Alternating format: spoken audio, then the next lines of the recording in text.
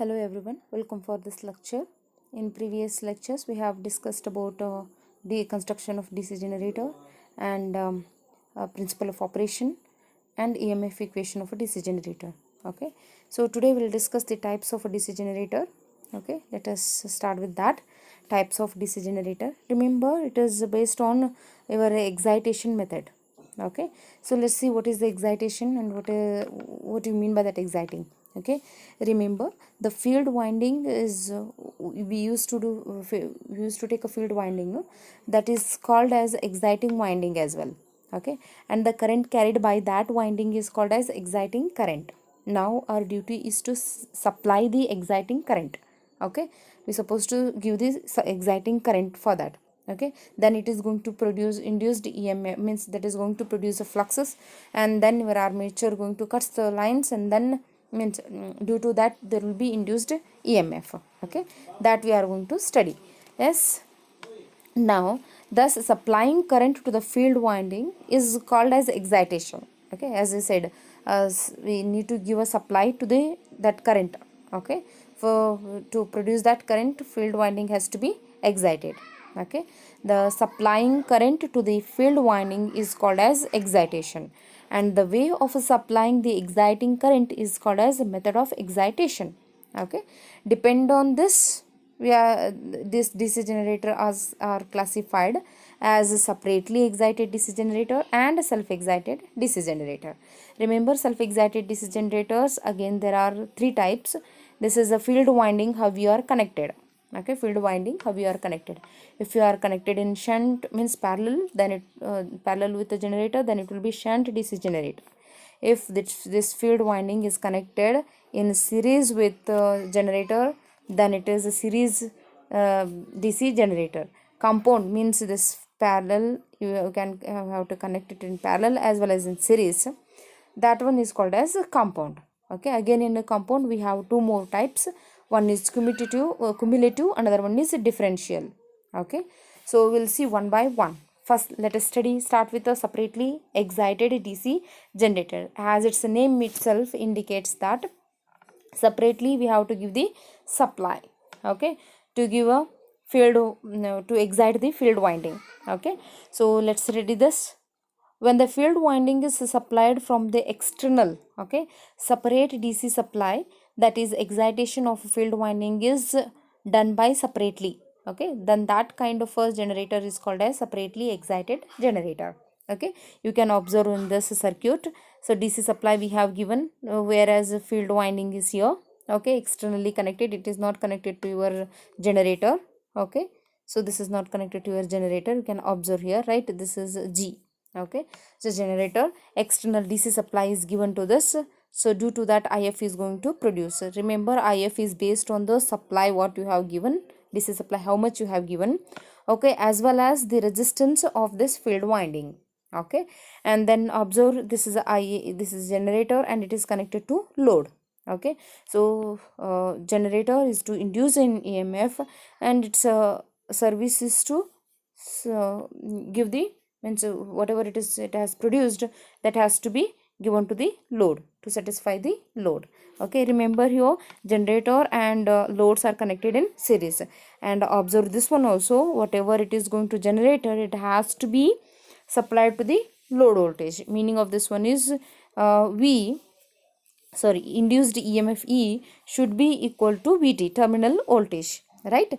But what we think is this one, it has generated and it has to consume by the load, but it is not so. Okay, E is not equal to VT. Terminal VT, what you mean by VT? VT is the terminal voltage, okay, at the load side. Okay, and then what is that? What happens here is in this armature, okay, in this generator, whatever we say in the armature, whatever EMF is induces in that armature is entire EMF will not be serving this load. Okay, at armature there will be an internal resistance called armature resistance, indicated by RA. Okay, so due to this internal resistance, okay, and then whatever current produces IA, so there will be an means there will be a voltage drop due to this RA. Okay, so inside this armature, right? Therefore IaRa voltage drops takes place. Okay, IaRa voltage drop takes place in the armature. So this is a voltage drop. This whatever induced EMF is producing, it has to satisfy this voltage drop. Okay, this voltage drop as well as the load. Okay, that is indicated as terminal voltage. Therefore your E will not be equal to Vt. E will be equal to, okay, then your E will be equal to, means E should be satisfied to your IaRa armature armature voltage drop as well as terminal voltage load side. Okay, IaRa plus Vt. I hope you have got this point. Okay, let's see what are the points we have taken here. I is the armature current, yes. IL is the load current and IF is the field current. Okay, and the field winding is excited separately, so the field current depends on the supply voltage and resistance of the field winding, as we have discussed, right?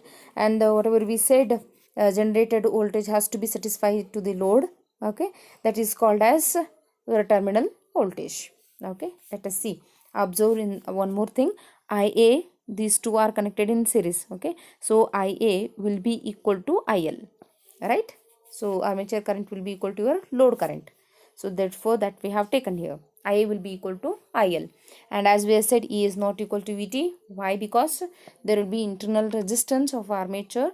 So it has to satisfy your internal voltage, that is the armature voltage drop as well as your terminal voltage. Not only this, we have a voltage drop at brush side, so it has to be indicated as V brush. Okay, means voltage drop at a brush side as well as armature reaction drop as well. Okay, also therefore, so only once I have written this equation, remember this equation properly. Okay, so then now onwards you have to start with the, well, this voltage is E is equal to Vt terminal voltage plus IaRa plus V brush, means voltage drop across brushes, and armature reaction drop. Okay, so most of the time this two has to be neglected. Okay, therefore we'll consider E is equal to EMF, induced EMF, and the generator will be equal to the supply voltage as well as the voltage drop in the armature. Okay, so remember, whenever they mention V brush and armature drop, you are supposed to take this equation. Okay, I don't repeat this again and again, only once I have written. Okay, so as we know, not only this E, also we know the EMF induced in the generator has a formula. E is equal to phi ZNP by 60A. Okay, next we'll see the self excited DC generators. Okay, as we said, it is based on the excitation type what we have given. Okay, so as we know, the self excited generator means the generator itself has to produce excitation. Okay, so let's see how it will be when the field winding is supplied from the armature of the generator itself. Okay, then it is said to be self excited generator. Okay, unless the generator produces some voltage, okay, such generator cannot be excited. This is possible because of a residual magnetism. Okay, in case of a self excited DC generator, okay, it is very important of residual magnetism. Okay, so we'll see what is this residual magnetism. Okay, as we have seen, unless the generator produces some voltage, such generator cannot be excited. Okay, so that is called as your residual magnetism. Okay, so let's see what is the residual flux and residual magnetism. Okay, so practically, though the generator is not working without any current through the field winding, the field poles possesses some magnetic flux. Okay, so this is called as residual flux. Okay, this is called as residual flux, right? And the property is called as residual magnetism. Even though there is no power in the generator, or even your generator is not working, that time also the current through field winding, the poles possesses some magnetic flux. Okay, by using that only, means that is called as residual flux. Okay, and its property is called as residual magnetism. Based on this, your self excitation will be start giving you field current, okay, to the armature, and then there will be induced EMF. In turn, it is going to double, means it is going to increase, right? Let's see how it will be when the generator is started, okay, with a small amount of a magnetic field. Okay, due to such a residual flux, as we said, right, it develops a small EMF which now drives a small current through the field winding, right? This tends to increase the flux produced, okay, because this in turn increases the induced EMF. This further increases the field current and the flux. Okay, so these are all interlinked. Then the process is cumulative and continuous till the generator develops rated voltage across its armature. Okay, this is a voltage building process in self excited DC generator.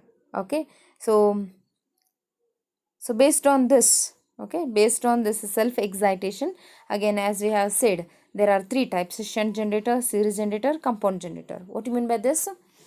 Let's take one by one. That is, first one is shunt generator. Remember, it's all based on the winding, field winding, how you are connected with the generator. Okay, field winding connected with the generator.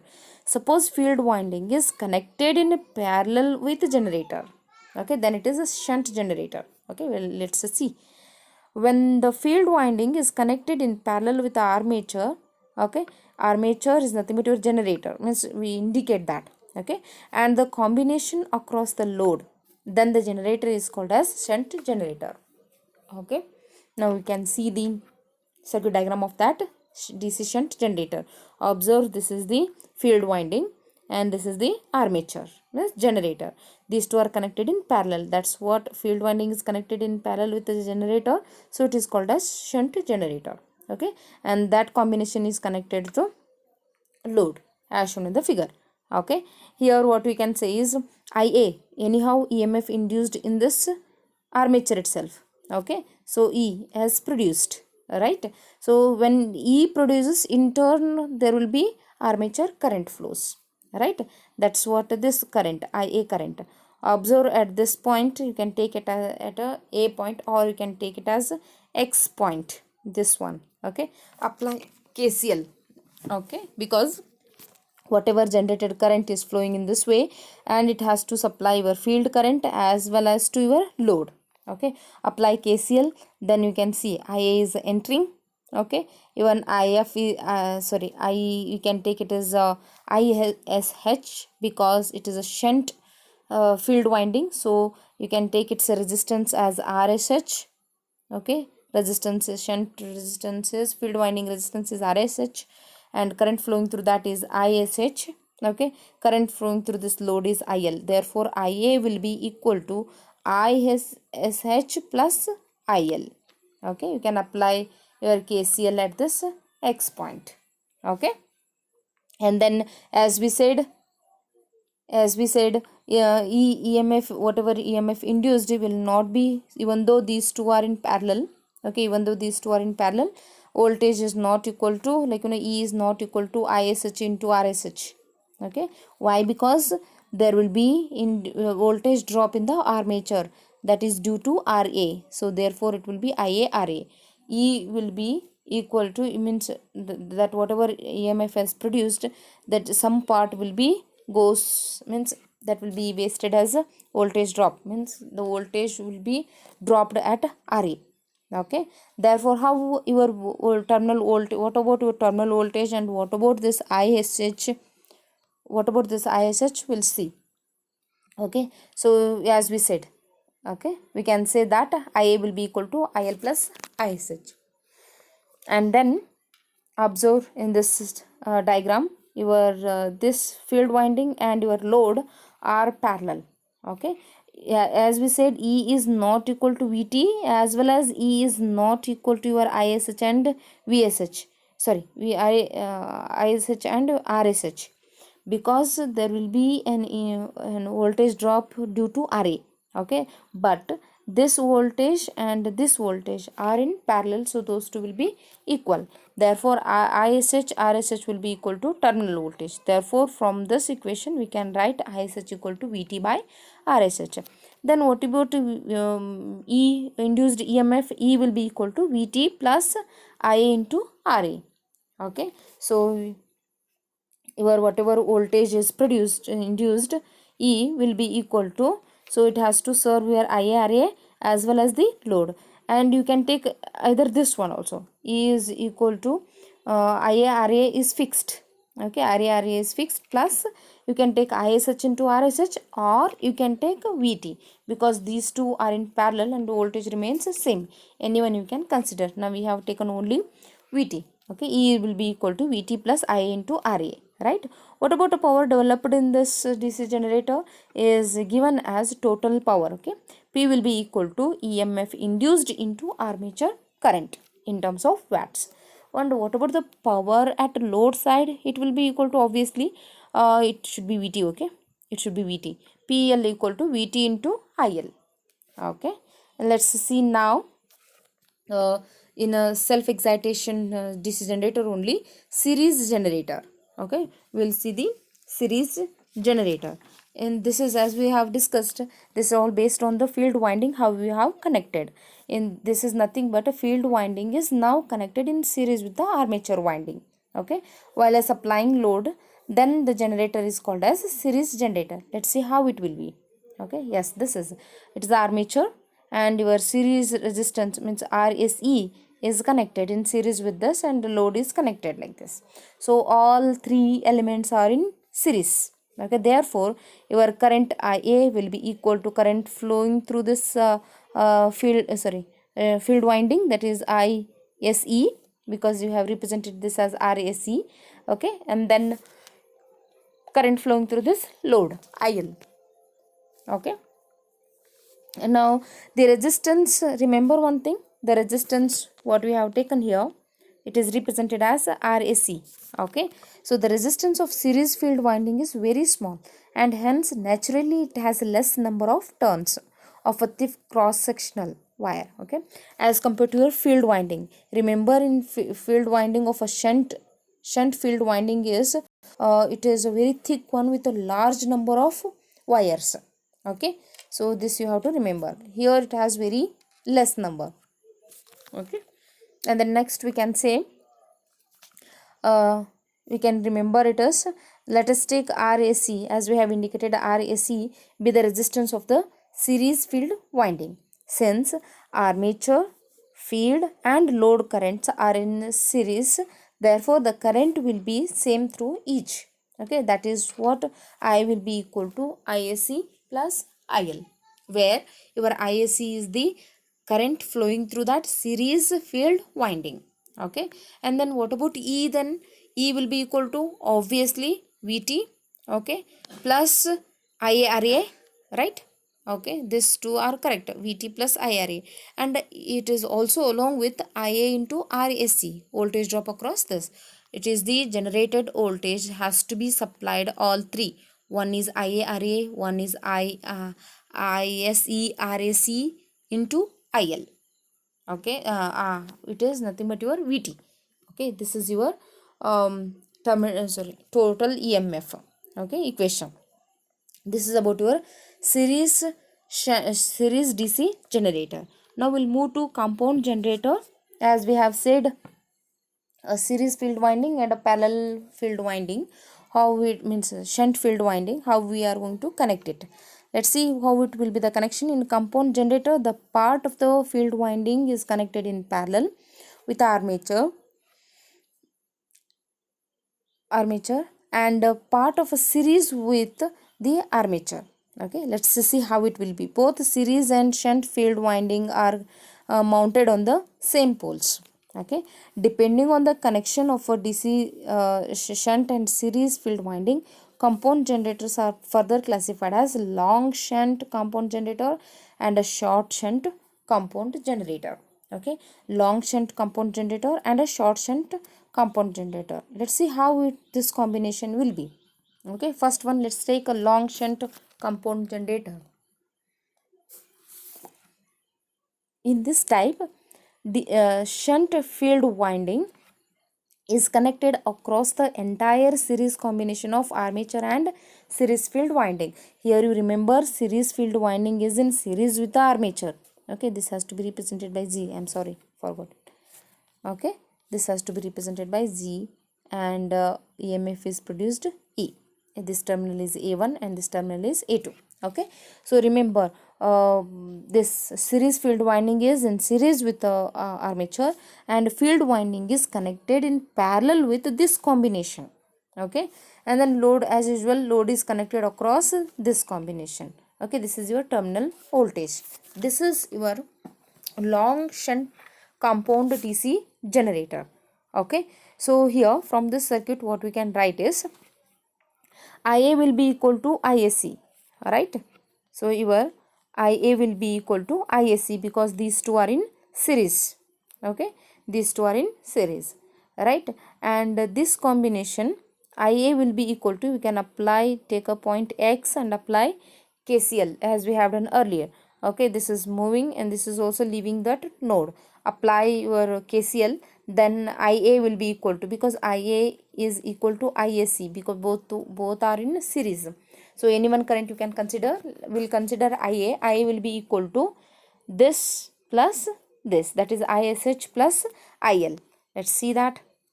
Okay, from the circuit diagram you can say I is equal to ISC and I is equal to ISH plus, sorry, it is plus IL.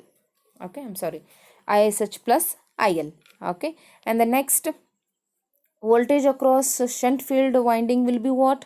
It is ISH, then we'll take this as RSH. Okay, field winding resistance.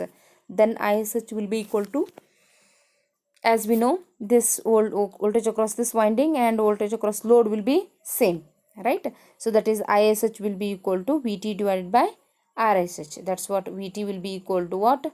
Voltage drop across this is shunt field winding, ISH into RSH. Okay, from that equation you can write this ISH equal to VT by RSH, where RSH is the resistance of the shunt field winding.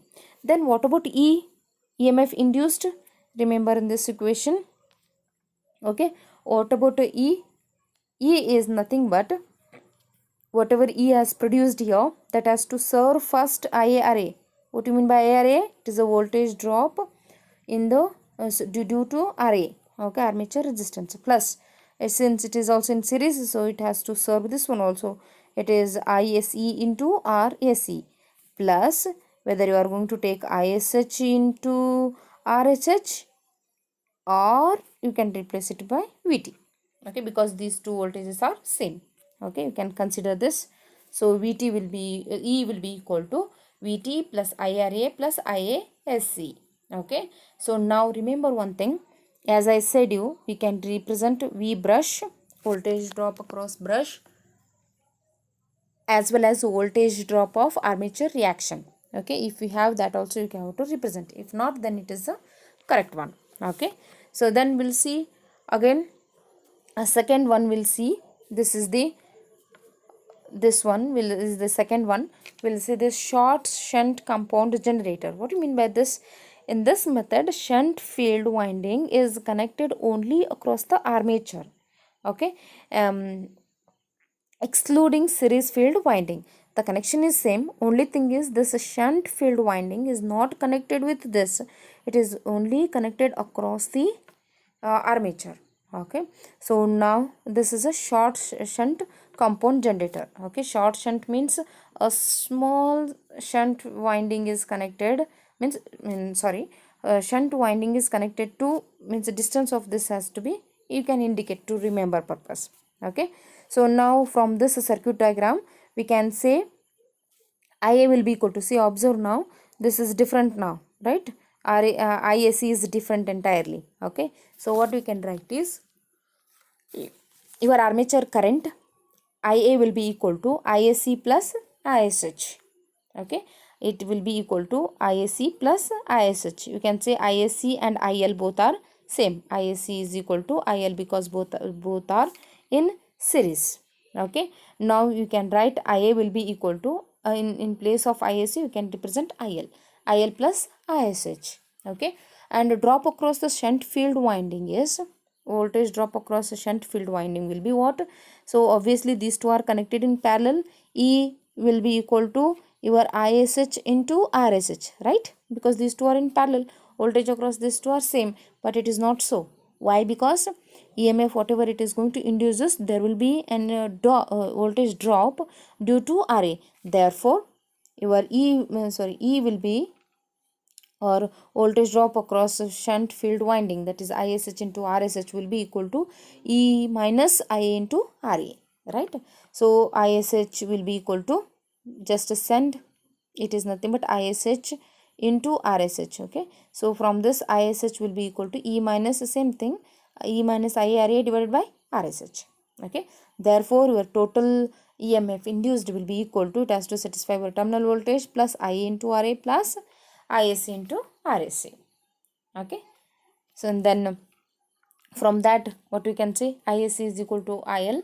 So what we can take is, in place of ISC you can replace it as IL. So E is equal to VT plus IRA plus IL into RSC. So in this equation just to do the changes, E minus IRA you take, it is E minus IRA is nothing but, okay, E minus IRA is nothing but your ISH into ISH. Okay, RSH into ISH. Alright, yes, E minus this one is nothing but ISH into RSH. Then total, what is the ISH formula? VT plus IL by RSC divided by RSH. So you have got two formulas for ISH. One is this, another one is this one. You can use any one formula to calculate shunt current of the field winding.